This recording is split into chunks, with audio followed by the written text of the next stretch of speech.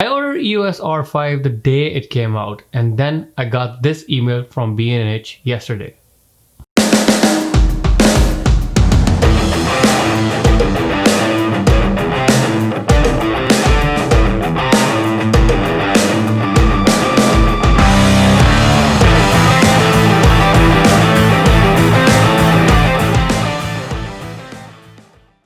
Hi guys, welcome back to another video. My name is Asad and this is a channel all about photography, cinematography, tech reviews and stuff of that nature.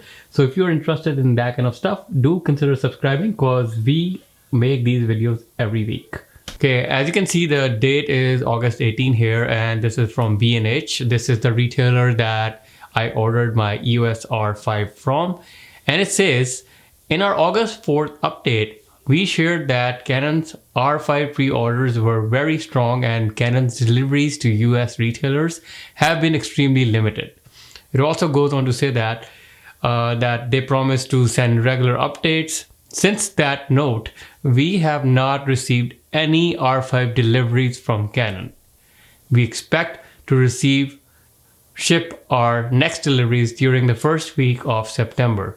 We are allocating cameras on first come first served basis determined by when we receive customers' order.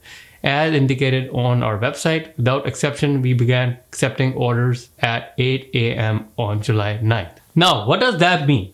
If you guys have watched my videos from 2 weeks ago, I mentioned that Canon EOS R5 is being delayed and there's a possibility of it being recalled as well. There are various videos online. I can share some of the links as well.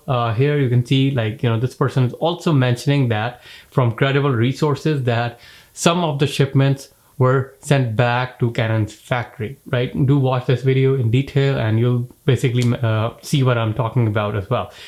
So, is there an actual issue with Canon EOS R5? Ever since I ordered the camera, I've been hearing the news over the internet about the camera being overheating.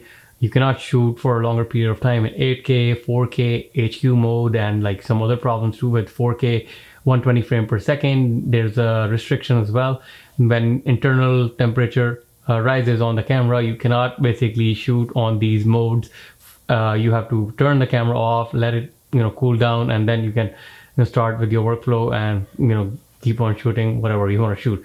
But I was very much concerned and started looking all over the internet and found this website called USHD. They did some thorough testing. I'm gonna leave the links in the description and I'll put some information down below as well around what kind of testing they've done and what I understood as well. So the testing they performed, basically it seems like Canon is restricting the users from shooting on these certain specialty mode like 8K, 4K 120 frame per second, and 4K HQ mode when there's actually no overheating happening inside the camera. Yes, you heard me right.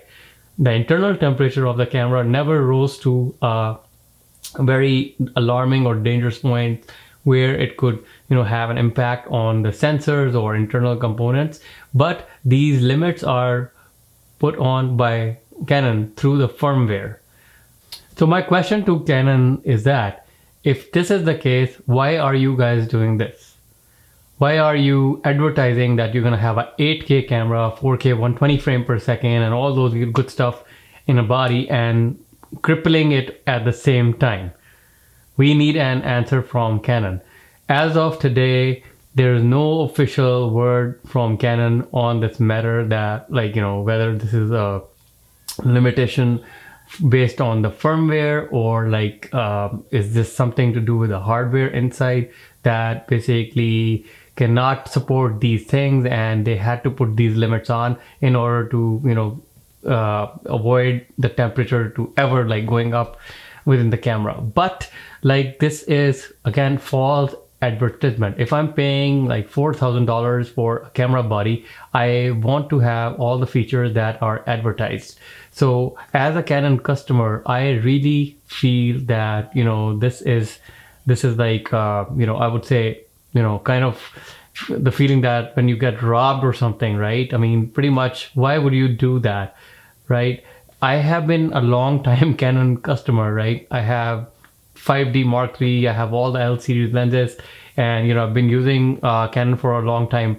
So I waited for EOS R5, thinking that this is gonna be the body that I'm finally gonna upgrade to, and I'm gonna add to my lineup, and it's gonna make an impact to my workflow on this channel as well.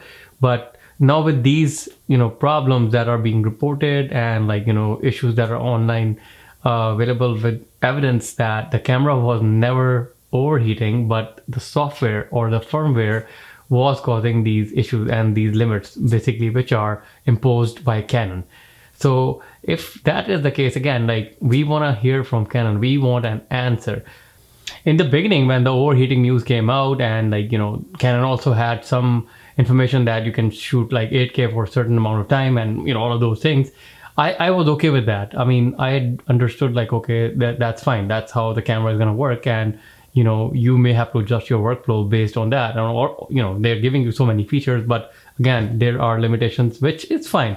But now with this testing that basically is coming out as a result of USHD website and all the resources that are shared, I really not feel good about it. When you don't have that limitation actually inside the camera, and you're putting a restriction through the firmware, that means that it's kind of a gimmick or a fraud or false advertisement or something. I don't feel good about it at all.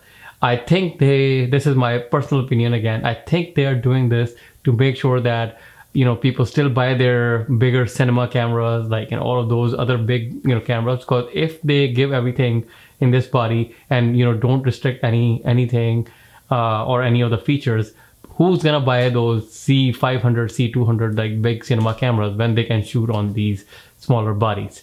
So think about this, and we need an answer from Canon again. I mean, I still would keep the camera, as I've mentioned, and I showed you, I ordered it, I'm waiting for it to come, and I'm gonna do some real world reviews as well, and hopefully if I think it's a recall, which is not be mentioned by Canon, but it is a recall, and that's why the reason of delays within for the deliveries of these bodies.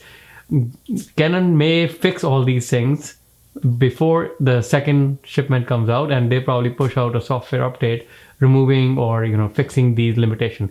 But again, we have to wait and see.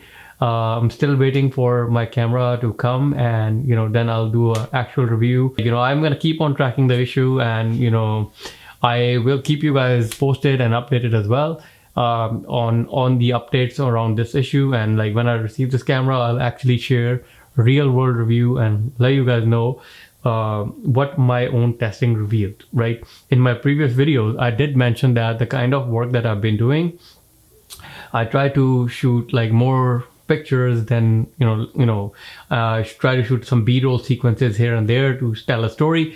Whether that can be done with EOS R5 or not, we all know that Sony A7S III came out as well, and it has no overheating or no such ridiculous kind of limits and anything like that. But I am being a Canon user for so many years, I'm not gonna switch to Sony. I want Canon to fix this issue. If there's an actual issue with the firmware or hardware, they need to fix this before they start sending those shipment out. And I'm hoping that they are doing that with this delay. I can wait. I mean, again, if they want us to wait 2 more months, that is fine. But we want the camera to be usable in all kinds of modes that they are advertising. So on that note, let me know if you guys are still gonna get the EOS R5 with all the new information that is coming out, and what are your thoughts about it.